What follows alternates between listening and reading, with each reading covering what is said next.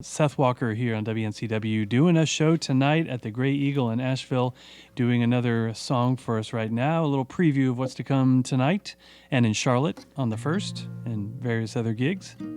Yeah, okay, cool. Let's do this is one off my latest.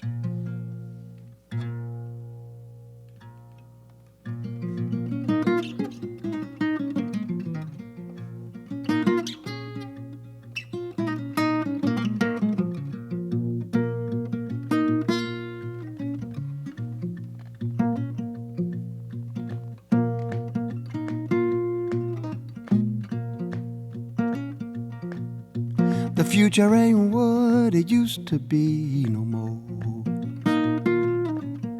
'Cause nothing's gonna be the way it was before. Where we were headed is no longer found. We were climbing a ladder to a hole in the ground. The future ain't what it used to be no more. I have my eyes on the prize, headed for the finish line. Just around the corner, the dream was mine.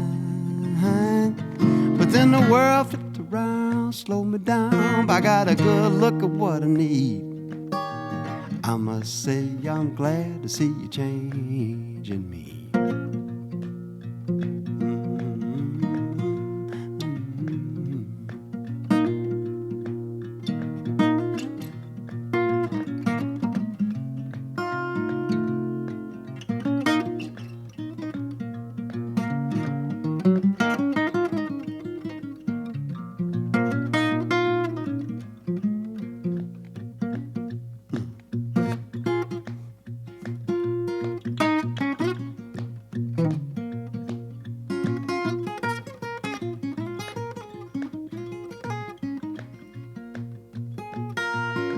I had my eyes on the prize, headed for the finish line. Just around the corner, the dream was mine. But then the world flipped around, slowed me down. I got a good look at what I need. I must say I'm glad to see you changing me. The future ain't what it used to be no more. 'Cause nothing's gonna be the way it was before. Where we were headed is no longer found. We were climbing a ladder to a hole in the ground. The future ain't what it used to be no more. The future ain't what it used to be no more. Now maybe I finally found what I'm looking for.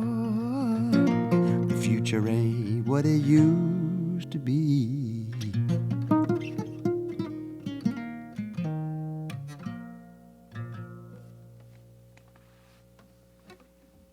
Seth Walker here on WNCW.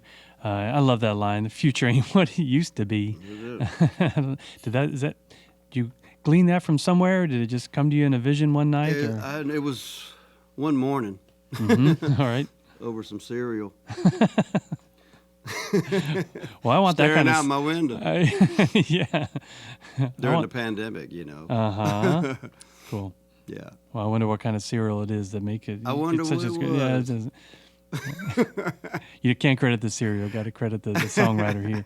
And there's some of that Texas blues, maybe, or blues in general, that Muddy Waters sound for sure. Definitely Lightning Hopkins stuff, yeah. Mance Lipscomb. Mm-hmm. Also kind of some of the West African Ali Farkatura, you know, yes, bastardized versions anyway. Uh-huh.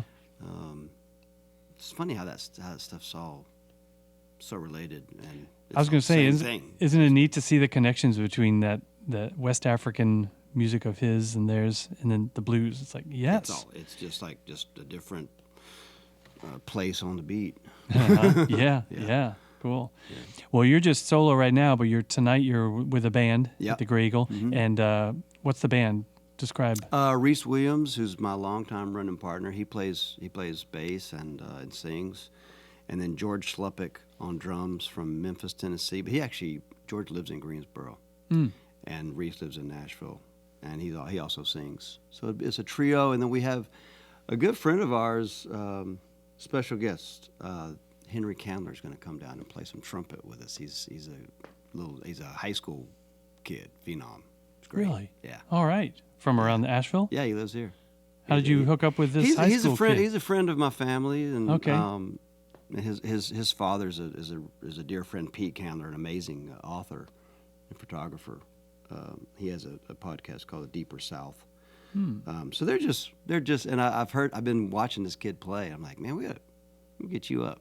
Wow. Yeah, so he's going to come join me on 2 Feet Left to the Ceiling, that song tonight. Yeah. All right. Yeah. I was going to ask, to what extent jazz makes its way into your sets live when you have, a band and stuff. Yeah, and we so do. We do obviously some. you can have jazz without horns or something, but I wondered, how it works its way in when you just your guitar, bass, drum setup. I do.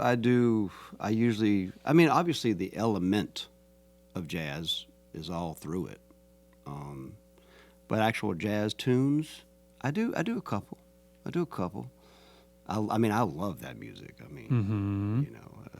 I'm so influenced by much more than I nod to. It's,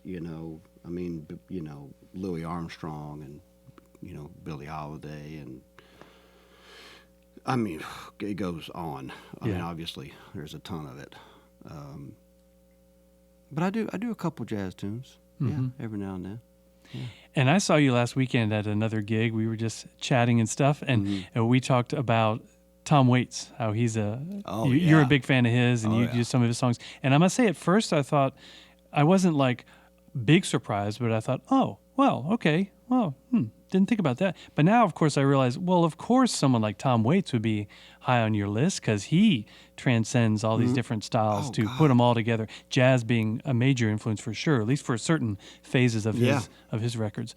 All right, so you got all these old cats: Louis Armstrong, Muddy Waters, T-Bone Walker, Tom Waits.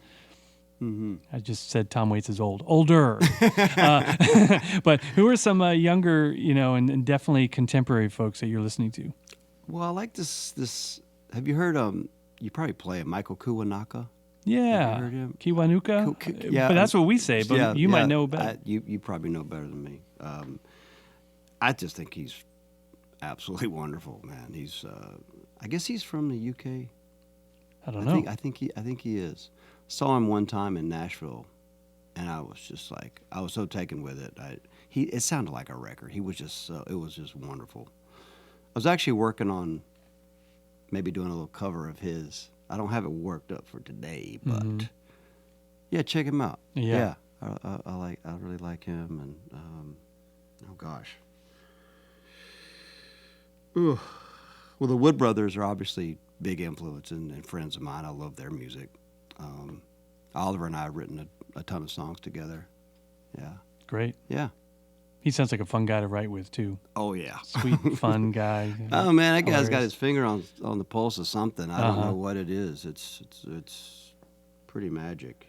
He produced one record of mine called Sky Still Blue. Yeah.